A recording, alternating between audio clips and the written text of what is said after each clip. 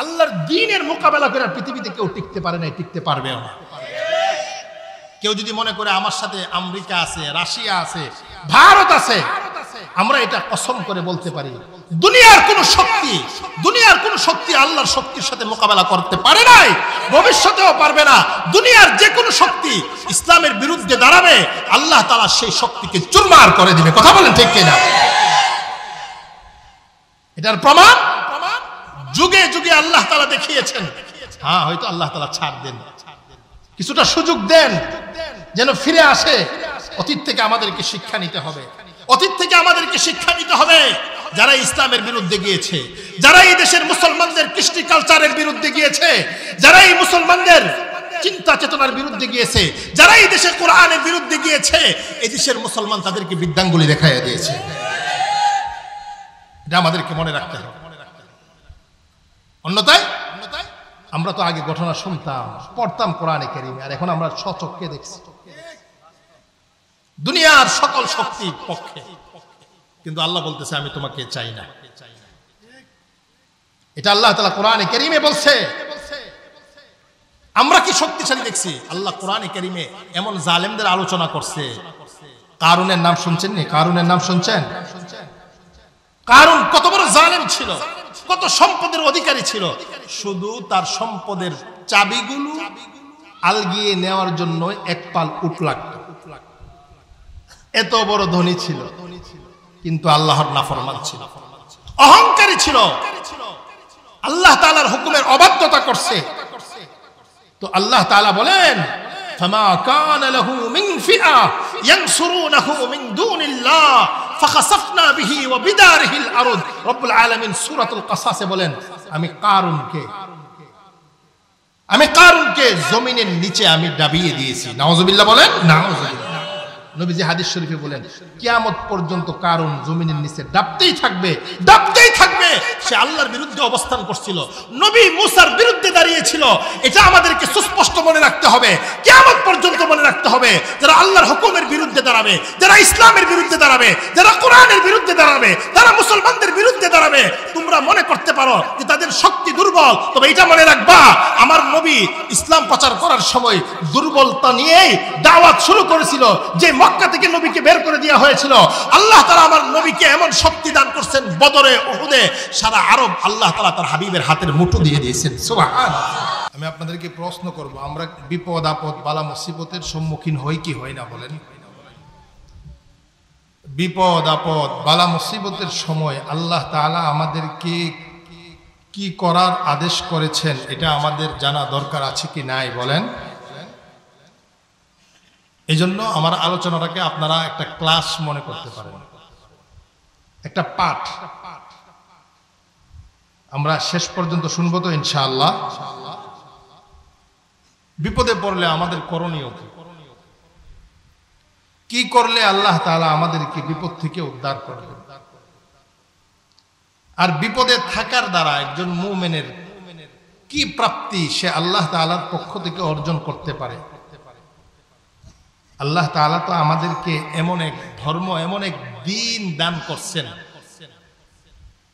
যে আমাদের মুমিনদের কেউ যদি একটা কাটার আঘাতও পায়, তার পায়ে কাটা লাগা গেছে, নবীর হাদিস বলে এই কাটা লাগার কারণে আল্লাহ তাআলা তার গুনাহ মাফ করে দেন। সুবহানাল্লাহ।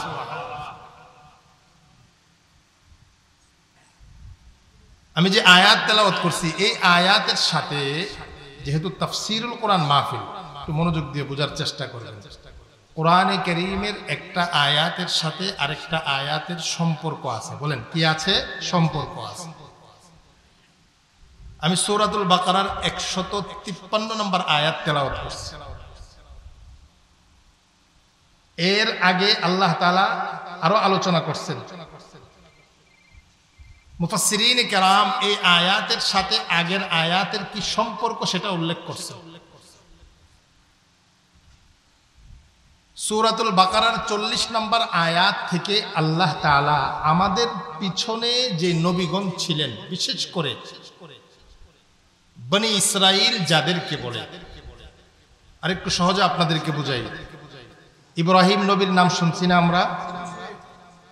ইব্রাহিম নবীর সন্তান ছিলেন কয়জন বলেন? দুইজন, প্রসিদ্ধ। অন্যান্য রেওয়ায়েতে আরো সন্তান ছিল, এটাও আসছে। তোর মধ্যে একজন হলো হযরত ইসমাঈল আলাইহিস সালাতু ওয়াস সালাম, আর একজন হলেন হযরত ইসহাক আলাইহিস সালাতু ওয়াস সালাম। একটু সহজে বোঝার জন্য, ইব্রাহিম নবীর দুনু সন্তান,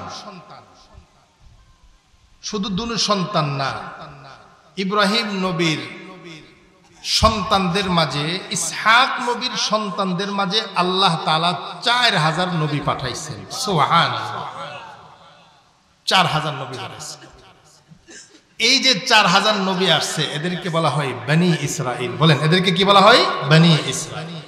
যারা আমরা কোরআন পড়তে পারি, দেখবেন কোরআনে কারিমে আছে ইয়া বনি ইসরাইল। ইসরাইল এর অর্থ খুব সহজ। ইসরাইল এর আরবি হইল আব্দুল্লাহ। বলেন কি? আব্দুল্লাহ। আর আব্দুল্লাহ অর্থ কি? আল্লাহর বান্দা। তো আল্লাহ তাআলা সূরাতুল বাকারার 40 নম্বর আয়াত থেকে একবারে কিবলার আলোচনা পর্যন্ত 2 নম্বর পারার 2 নম্বর পৃষ্ঠার প্রথম পর্যন্ত আল্লাহ তাআলা বনি ইসরাইলদের আলোচনা করছেন। আর আমাদের নবীজি মদিনাতে যাওয়ার পর, আমাদের নবীজি যে ধর্ম ইসলাম নিয়ে আসছেন, ইসলামের বিভিন্ন রকমের ভুল ধরার তারা চেষ্টা করত। মদিনাতে যে ইহুদিরা ছিল, তারা বিভিন্নভাবে ভুল ধরত, বিভিন্নভাবে মুসলমানদেরকে পেরেশান করত।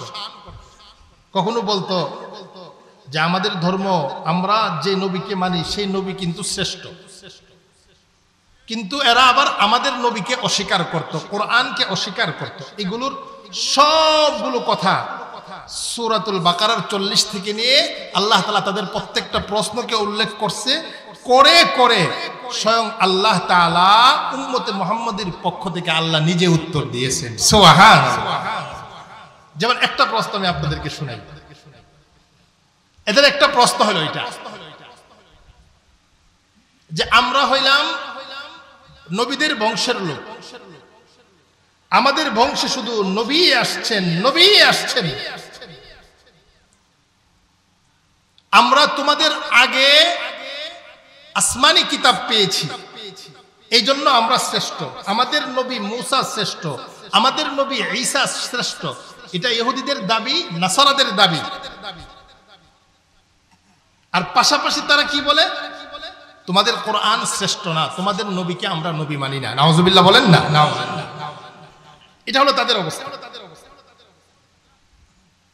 তারা তাদের বংশ পরম্পরায় যে নবী আসছে, এটাকে তারা অহংকার বানিয়েছে। বলে আমরা আমল করি আর না করি, আমরা ধর্ম মানি আর না মানি, আমাদের বংশে নবী আসছে এই জন্য আমরা শ্রেষ্ঠ।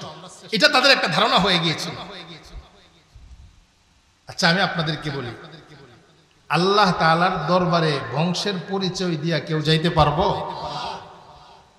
বলে আমার বংশ অনেক নেককার, কিন্তু আমি নেক করি নাই, এজন্য বংশের দোহাই দিয়ে কেউ আল্লাহর দরবারে পার পাবে না। তাদের এমন একটা দাবি ছিল। তো আল্লাহ তাআলা কোরআনে কারীমে সূরাতুল বাকারার একাধিক আয়াতের মাধ্যমে তাদের এই ভ্রান্ত মতবাদকে আল্লাহ তাআলা খণ্ডন করেছেন। আল্লাহ তাআলা ইরশাদ করেন, তিলকা উম্মাতুন ক্বাদ খালাত লাহা মা কাসাবাত ওয়া লাকুম মা কাসাবতুম ওয়া লা তুসআলুনা আম্মা কানু ইয়ামালুন। ইহুদিদের দাবি, নাসারাদের দাবি, নবিয়ুনা আফজালুল আম্বিয়া ওয়া কিতাবুনা আফজালুল কুতুব। মদিনার নবমুসলিমদের সামনে ইহুদিরা দাবি করে আমাদের নবী শ্রেষ্ঠ নবী, আমাদের কিতাব তাওরাত এটা শ্রেষ্ঠ কিতাব, আমরা নবীর বংশের লোক, আমরা তোমাদের আগে নবী পেয়েছি, এই জন্য আমরা শ্রেষ্ঠ। তারা এই দাবি করে, কিন্তু আবার পাশাপাশি এটাও বলে আমরা ইসলামকে সমর্থন করি না, মুহাম্মদকে আমরা নবী মানি না। নাউজুবিল্লাহ বলেন না? তারা তাদের বংশের মর্যাদা নিয়ে আলোচনা করে আর বলে আমরা মুহাম্মদকে নবী না মানলেও আমরা জান্নাতে যাব। নাউজুবিল্লাহ বলেন না? এমনকি তারা দাবি করতে গিয়ে এটাও বলে যদি জান্নাতে কেউ যায় তাহলে এটা হবে ইহুদ এবং নাসারা, এরা ছাড়া আর কেউ জান্নাতে যাইবে না। এই কথা আল্লাহ কোরআনে বলেছে, وقالوا لن يدخل الجنة إلا من كان هودا أو نصارى تلك أمانيهم قل هاتوا برهانكم إن كنتم صادقين। ইহুদ নাসারাদের একটা দাবি হলো এটা, একমাত্র যারা ইহুদি তারাই জান্নাতে যাইবে, একমাত্র যারা নাসারা তারাই জান্নাতে যাইবে। আল্লাহ বলে এটা হলো তোমাদের মুখের কথা, এটা তোমাদের একটা আকাঙ্ক্ষা তামান্না। তোমাদের এই কথা যদি সত্য হয় থাকে তাহলে দলিল নিয়ে আসো, প্রমাণ নিয়ে আসো। আল্লাহ বলেন বালা মান আসলামা ওয়াজহাহু লিল্লাহ ওয়া হুয়া মুহসিনুন ফালাহু আজরুহু ইনদা রাব্বি। আল্লাহ বলেন অবশ্যই যে নিজেকে আমি আল্লাহর হুকুমের সামনে আত্মসমর্পণ করবে। আমি আল্লাহর হুকুম, এখন শেষ নবী মুহাম্মদ, আমি আল্লাহর হুকুম, আখিরি কিতাব হলো কোরআন, এটাকে মানা আমার আদেশ, এটাকে আঁকড়িয়ে ধরা আমার আদেশ। আল্লাহ বলে যেই আমার হুকুমের সামনে নিজেকে সঁপে দিবে, মেনে নিবে, আল্লাহ বলে ফালাহু আজরুহু ইনদা রাব্বি, তার জন্য আমি আল্লাহর কাছে অনেক পুরস্কার রয়েছে। সুবহানাল্লাহ, তার জন্য অনেক পুরস্কার রয়েছে। পুরস্কার পাবা, তবে আমার হুকুম মানতে হবে। দুনিয়ার বিষয়টাও এমন হয়েছে, বাবার কথা মানলে ছেলে পুরস্কার পায়। মনিবের দোকানের মালিকের অর্ডার যে কর্মচারী শুনে বেশি, তাকে মালিক কি করে? আদর বেশি করে, তার প্রতি খেয়াল বেশি রাখে। তো আল্লাহ তাআলা এটাই বলতেছে, আমার হুকুম আখিরি নবী মুহাম্মদুর রাসূলুল্লাহ সাল্লাল্লাহু আলাইহি ওয়াসাল্লাম, তার প্রতি ঈমান আনতে হবে, তার আনিত কোরআনের প্রতি ঈমান আনতে হবে। এই হুকুমের সামনে যে নিজেকে সঁপে দিবে, আল্লাহ বলেন তার জন্য আমার কাছে অনেক অনেক পুরস্কার রয়েছে, দুনিয়াতেও রয়েছে, আখিরাতেও রয়েছে। সুবহানাল্লাহ। তারপর আল্লাহ আরো ঘোষণা দিতেছেন ওয়ালা খাউফুন আলাইহিম ওয়ালা হুম ইয়াহজানুন। আল্লাহ বলেন যে আমার সামনে নিজেকে সঁপে দিবে, তার সামনেও কোনো ভয় নাই, পিছনেও কোনো ভয় নাই। সুবহানাল্লাহ বলবেন না? সুবহানাল্লাহ। এটা আল্লাহ পাক ওয়াদা করছে। এটা ছিল তাদের দাবি যে জান্নাতে কেউ যাবে না, একমাত্র তারাই যাবে। আর তাদের এই দাবিকে খণ্ডন করে আল্লাহ তাআলা স্বয়ং উম্মতে মুহাম্মাদের পক্ষ থেকে উত্তর দিয়েছেন। সুবহানাল্লাহ। ঠিক তাদের আরেকটা অহংকার যে আমাদের বংশে অনেক নবী আসছে, এই জন্য আমরা শ্রেষ্ঠ, আমরা মুহাম্মদুর রাসূলুল্লাহকে মানতে পারবো না। আবারও নাউজুবিল্লাহ বলেন, নাউজুবিল্লাহ। তো আল্লাহ তাআলা আয়াত নাযিল করে দিয়েছেন তিলকা উম্মাতুন ক্বাদ খালাত, এরা এক জাতি। ইব্রাহিম, ইসমাঈল, ইসহাক, দাউদ, জাকারিয়া, ইয়াহইয়া,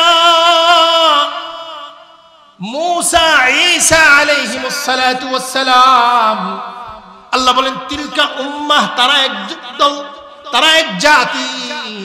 কাদ খালাত, তারা অতিক্রম করে গেছে, তারা তাদের কাজ করে গেছে, তারা আল্লাহর দ্বীনের দাওয়াত দিয়ে গেছেন, তারা দুনিয়াতে তাই আখিরাত কামাই করে গেছেন। আল্লাহ বলেন লাহামা কাসাবাত, তারা যা কামাই করছে এর ফলাফল একমাত্র তারা ভোগ করবে। সুবহানাল্লাহ।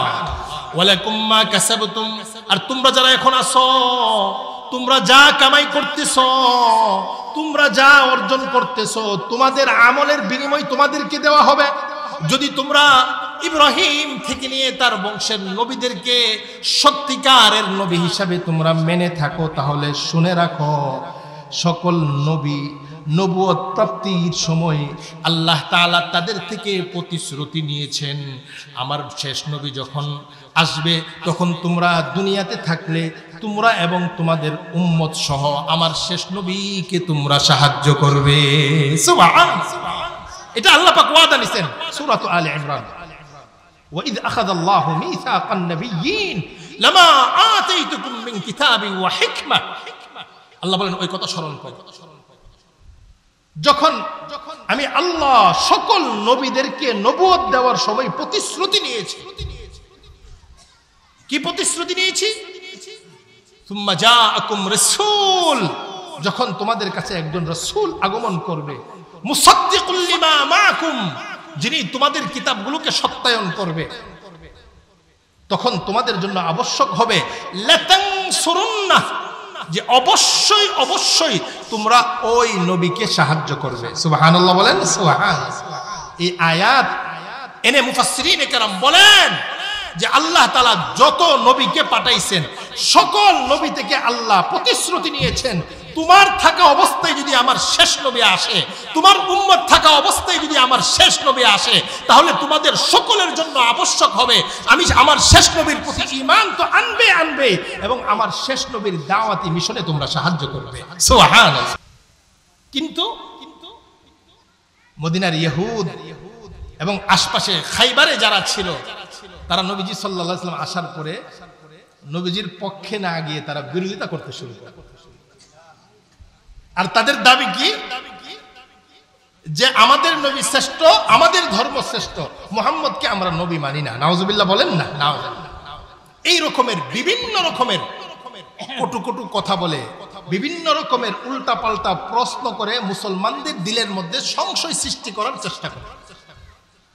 তো আল্লাহ তাআলা তাদেরকে আরো অনেকগুলো উত্তর দিয়েছেন। ওইদিকে গেলে আমি আলোচ্য বিষয়ে যেতে পারবো না। এই বিভিন্ন রকমের প্রশ্ন তারা করে মুসলমানদেরকে কষ্ট দিত। তো আল্লাহ তাআলা তাদের এই বিভিন্ন রকমের বিভিন্ন প্রশ্নের উত্তর দেওয়ার পরে এবার মুমিনদেরকে বলতেছে, এই মুমিনরা, তোমাদেরকে তারা বিভিন্ন ভাবে কষ্ট দিবে। কখনো কখনো তাদের সাথে তোমাদেরকে জিহাদের ময়দানে যাইতে হবে, যুদ্ধের ময়দানে যেতে হবে। কখনো কখনো তাদের কথা শুনে তোমাদের সামনে তোমাদের ধর্মকে তারা অস্পষ্ট করার চেষ্টা করবে। এই সবগুলোকে যত রকমের সমস্যা আসবে, এই সকল সমস্যার জন্য আমি আল্লাহ তোমাদেরকে দুইটা সমাধান দিতেছি। সুবহানাল্লাহ বলেন সুবহানাল্লাহ। দুইটা সমাধান বলেন। কয়টা সমাধান? আমাদের যত রকমের মানসিক টেনশন, বাহ্যিক টেনশন, যত রকমের টেনশনগ্রস্ত আমরা হব, আল্লাহ তাআলা আমাদেরকে কোরআনে কয়টা সমাধান দিয়েছে বলেন? দুইটা। এটা মনে রাখতে হবে। এই কথাটা আল্লাহ তাআলা কোরআনে কারীমের 153 নম্বর আয়াতে ইরশাদ করেছে। এই আয়াত সকলের কাছে সুপরিচিত। ইয়া আইয়ুহাল্লাযীনা আমানুস্তাঈনু বিস-সাবরি ওয়াস-সালাহ ইন্নাল্লাহা মা'আস-সাবিরিন। আল্লাহ তাআলা মুমিনদেরকে ব্যবস্থাপনা পত্র দিতেছেন। এই আমার মুমিন বা মুমিনা বান্দিরা, কখনো কখনো তোমাদেরকে মানুষ কষ্ট দিবে, কখনো কখনো তোমাদের ধর্মে আক্রমণ করে মানুষ কষ্ট দিবে, কখনো কখনো তোমাদেরকে কটু কথা বলে মানুষ কষ্ট দিবে, কখনো তোমরা ধর্ম পালন করতে গিয়ে কষ্টের সম্মুখীন হবে। আমি আপনাদেরকে প্রশ্ন করি, ভারতের মুসলমানরা তারা ধর্ম পালন করতে কষ্ট করে কি করে না বলেন? কেমন কষ্ট করে? ভারতে মুসলমানরা প্রকাশ্যে নামাজ পড়তেও বাধা দেওয়া হয়। আমাদের পার্শ্ববর্তী দেশ মায়ানমারে আরাকান রাজ্যে মুসলমানদেরকে কষ্ট দেওয়া হয় কি হয় না বলেন?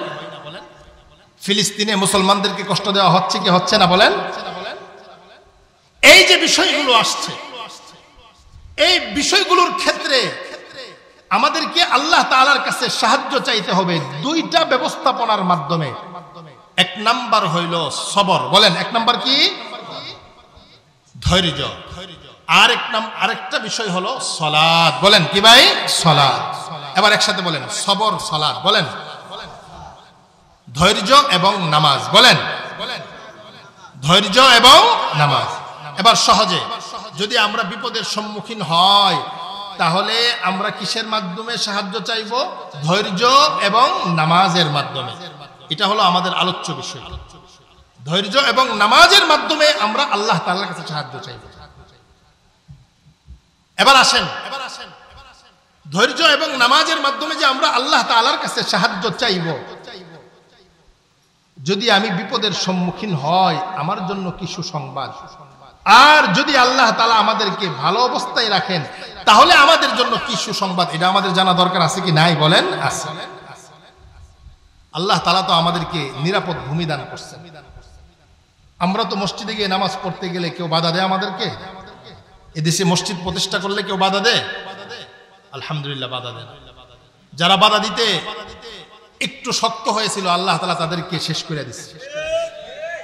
এটা মনে রাখতে হবে। আল্লাহর দ্বীনের মোকাবেলা করে পৃথিবীতে কেউ টিকতে পারে না, টিকতে পারবেও না। কেউ যদি মনে করে আমার সাথে আমেরিকা আছে, রাশিয়া আছে, ভারত আছে, আমরা এটা কসম করে বলতে পারি দুনিয়ার কোন শক্তি আল্লাহর শক্তির সাথে মোকাবেলা করতে পারে নাই, ভবিষ্যতেও পারবে না। দুনিয়ার যে কোনো শক্তি ইসলামের বিরুদ্ধে দাঁড়াবে আল্লাহ তাআলা সেই শক্তিকে চুরমার করে দিবে। কথা বলেন ঠিক কিনা? এটার প্রমাণ যুগে যুগে আল্লাহ তাআলা দেখিয়েছেন। হ্যাঁ, হয়তো আল্লাহ তাআলা ছাড় দেন, কিছুটা সুযোগ দেন যেন ফিরে আসে। অতীত থেকে আমাদেরকে শিক্ষা নিতে হবে। যারা ইসলামের বিরুদ্ধে গিয়েছে, যারা এই দেশের মুসলমানদের কৃষ্টি কালচারের বিরুদ্ধে গিয়েছে, যারা এই মুসলমানদের চিন্তা চেতনার বিরুদ্ধে গিয়েছে, যারা এই দেশের কোরআনের বিরুদ্ধে গিয়েছে, এই দেশের মুসলমান তাদেরকে বিদ্যাঙ্গুলি দেখাইয়া দিয়েছে। এটা আমাদেরকে মনে রাখতে হবে। অন্যথায় আমরা তো আগে ঘটনা শুনতাম, পড়তাম কোরআনে কারীমে, আর এখন আমরা স্বচক্ষে দেখছি দুনিয়ার সকল শক্তির পক্ষে, কিন্তু আল্লাহ বলতেছে আমি তোমাকে চাই না। এটা আল্লাহ তাআলা কোরআনে কারীমে বলছে। আমরা কি শক্তিশালী দেখছি? আল্লাহ কোরআনে কারীমে এমন জালেমদের আলোচনা করছে। কারুনের নাম শুনছেন নি? কারুনের নাম শুনছেন? কারুন কত বড় জালেম ছিল, কত সম্পদের অধিকারী ছিল। শুধু তার সম্পদের চাবিগুলো আলগিয়ে নেওয়ার জন্য এক পাল উট লাগত। এত বড় ধনী ছিল, কিন্তু আল্লাহর নাফরমান ছিল, অহংকারী ছিল, আল্লাহ তাআলার হুকুমের অবাধ্যতা করছে। তো আল্লাহ তাআলা বলেন ফামা কানা লাহু মিন ফিআ ইয়ানসুরুনাহু মিন দুনিল্লাহ ফাখাসাফনা বিহি ওয়া বিদারিহিল আরদ। রব্বুল আলামিন সূরাতুল কাসাসে বলেন আমি কারুনকে জমিনের নিচে আমি ডাবিয়ে দিয়েছি। নাউজুবিল্লাহ বলেন। নাউজুবিল্লাহ। নবীজি হাদিস শরীফে বলেন কিয়ামত পর্যন্ত কারুন জমিনের নিচে ডাবতেই থাকবে। সে আল্লাহর বিরুদ্ধে অবস্থান করছিল, নবী মুসার বিরুদ্ধে দাঁড়িয়েছিল। এটা আমাদেরকে সুস্পষ্ট মনে রাখতে হবে, কিয়ামত পর্যন্ত মনে রাখতে হবে। যারা আল্লাহর হুকুমের বিরুদ্ধে দাঁড়াবে, যারা ইসলামের বিরুদ্ধে দাঁড়াবে, যারা কোরআনের বিরুদ্ধে দাঁড়াবে, তারা মুসলমানদের বিরুদ্ধে দাঁড়াবে। তোমরা মনে করতে পারো যে তাদের শক্তি দুর্বল, তবে এটা মনে রাখবা আমার নবী ইসলাম প্রচার করার সময় দুর্বলতা নিয়েই দাওয়াত শুরু করেছিল। যে মক্কা থেকে নবীকে বের করে দেওয়া হয়েছিল, আল্লাহ তাআলা আমার নবীকে এমন শক্তি দান করছেন, বদরে, উহুদে সারা আরব আল্লাহ তাআলা তার হাবিবের হাতের মুঠো দিয়ে দিয়েছেন। সুবহানাল্লাহ। এগুলো আমাদের সামনে নসিহত, যেন আমরা অহংকারী না হই। এখনো যারা আমরা স্বপ্ন দেখি যে আমরা দেশ পরিচালনা করব, আপনাদের জন্য বার্তা শুনেন। বাংলাদেশে যদি কেউ এই চিন্তা করে যে এই দেশের মুসলমানদেরকে তারা শাসন করবে, তাহলে মুসলমানদের ধর্মীয় ব্যাপারে অবশ্যই সতর্ক থাকতে হবে। কথা বলেন ঠিক কিনা? মাদ্রাসা মসজিদের ব্যাপারে সতর্ক থাকতে হবে। আমাদের পার্শ্ববর্তী দেশ ভারত, তারা প্রতি মুহূর্তে বাংলাদেশের মুসলমানদেরকে নিয়ে ষড়যন্ত্র করতেছে। শুধু এত দূরে যাওয়ার দরকার নেই। বিগত জুমাতে আমি মসজিদে আলোচনা করছি, একজন খতিব, তাকে প্রায় 6 থেকে 7টা চিঠি দেওয়া হয়েছে যেন ভারতের পক্ষে কথা বলা হয়, হিন্দুত্ববাদের পক্ষে কথা বলা হয়। তাকে বিভিন্নভাবে অফারও করা হয়েছে, আপনাকে কোটি কোটি টাকা দেওয়া হবে। আবার তাকে এমন হুমকিও দেওয়া হয়েছে, যদি আপনি আমাদের চিঠি অনুযায়ী কথা না বলেন তাহলে আপনার স্ত্রী আপনার মেয়েদেরকে আমরা কিডন্যাপ করে দর্শন করব। নাউজুবিল্লাহ বলেন না। শেষ পর্যন্ত ওনাকে কিডন্যাপ করে গুম করে একজন আলেম, একজন মুফতি সাহেব তাকে কিডন্যাপ করে গুম করে তাকে পঞ্চগড় সীমান্তে নিয়ে উলঙ্গ অবস্থায় তাকে মারধর করে রাস্তায় নিক্ষেপ করছে। নাউজুবিল্লাহ বলেন না। পরবর্তীতে জানা গেছে এই কৃতকর্মের সাথে, এই জঘন্যতম কাজের সাথে যেই সংগঠন জড়িত তার নাম হলো ইসকন। এটা হিন্দুদের উগ্রবাদী একটা সংগঠন। বাংলাদেশে হাজারো বছর যাবৎ মুসলমান এবং হিন্দুরা একসাথে মিলেমিশে চলে আসতেছে। কথা বলেন ঠিক কিনা? এদেশের কোনো মুসলমান কোন হিন্দুদের উপর আক্রমণ করে নাই। এদেশের কোনো সাধারণ মুসলমান কোনোদিন কোনো হিন্দুর জমিন দখল করতে যায় নাই। আজ পর্যন্ত যতগুলো দুর্ঘটনা করছে এগুলো রাজনৈতিক নেতারা ঘটিয়েছে। কথা বলেন ঠিক কিনা? আমরা সুস্পষ্ট বলতে চাই যে ইসকন যে সংগঠন এই আদর্শ লালন করে যে বাংলাদেশ নাকি ভারতের অংশ, যে সংগঠন এই আদর্শ লালন করে যে মুসলমানদের মেয়েদের সাথে তাদের ছেলেরা খারাপ সম্পর্ক করে মুসলমানদের মেয়েদের সতীত্বকে নষ্ট করবে, যে সংগঠন এই আদর্শ লালন করে যে এই দেশকে ভারতের ভূখণ্ড বানাবে, পরিষ্কার ভাষায় বলতে চাই, আজকের এই তাফসীরুল কোরআন মাহফিল থেকে বলতে চাই, ইসকন নামক এই জঙ্গি সংগঠনকে বাংলাদেশ থেকে নিষিদ্ধ করতে হবে।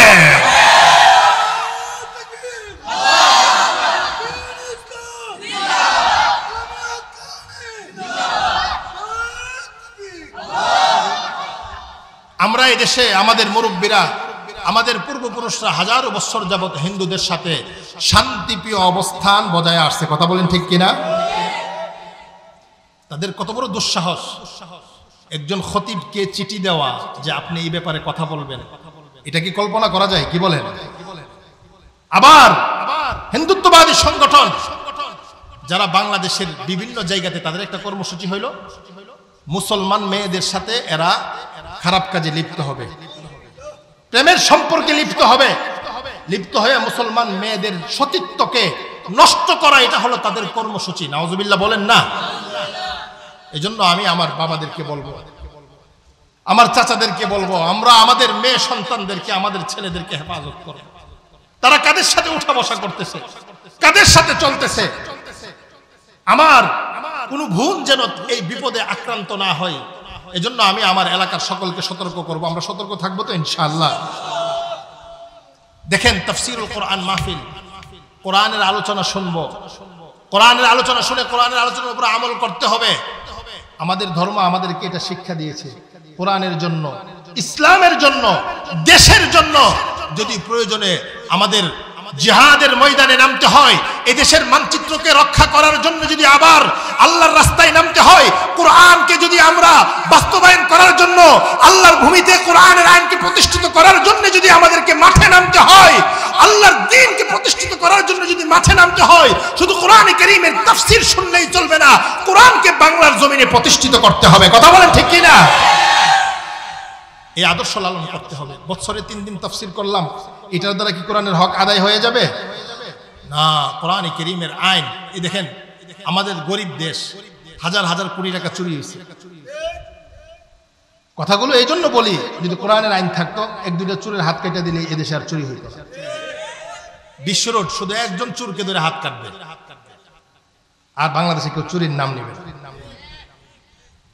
যারা জিনা করে, দর্শন করে, কোরআনের বিচার হইল বিবাহিত পুরুষ নারী হইলে পাথর মেরে দুনিয়ার থেকে বিদায় করে দেয়। এমন যদি একজনকে করা হয়, দেশে আর কেউ দর্শনের নাম নেবে না। কথা বলেন ঠিক কিনা? এটা আল্লাহ পাকের বিধান। এই বিধানের ব্যাপারে যদি কেউ ঘৃণা প্রকাশ করে, সাথে সাথে বেঈমান হয়ে যাবে, ঈমান হারা হয়ে যাবে। এজন্য আমাদেরকে, আমাদের দেশে এই আইন প্রতিষ্ঠিত না, কিন্তু এই আইন আমাদের দেশে প্রতিষ্ঠিত হওয়ার জন্য আমাদেরকে চেষ্টা করতে হবে, আমাদেরকে তামান্না করতে হবে যে আমরা আল্লাহর বিধানকে মানার জন্য প্রস্তুত। আল্লাহ তাআলা আমাদেরকে তৌফিক দিলে আমরা আল্লাহর বিধানকে মানব, কিন্তু আল্লাহর বিধানকে কেউ কটাক্ষ করলে তাকে আমরা ছাড় দেব না। কথা বলেন ঠিক কিনা? সুযোগ নেই। সম্মানিত উপস্থিতি, কোরআন কারীমে আল্লাহ তাআলা এই সবকে আমাদেরকে দিতেছেন। কখনো কখনো বাতিলদের সাথে, কাফের মুশরিক বেঈমানদের সাথে জিহাদ করতে হবে। জিহাদ এটা ইবাদত। এজন্য আল্লাহ বলতেছে এই জিহাদ করার সময়ও তোমরা সবর এবং নামাজের মাধ্যমে আমি আল্লাহর কাছ থেকে সাহায্য লাভ করবে। সুবহানাল্লাহ।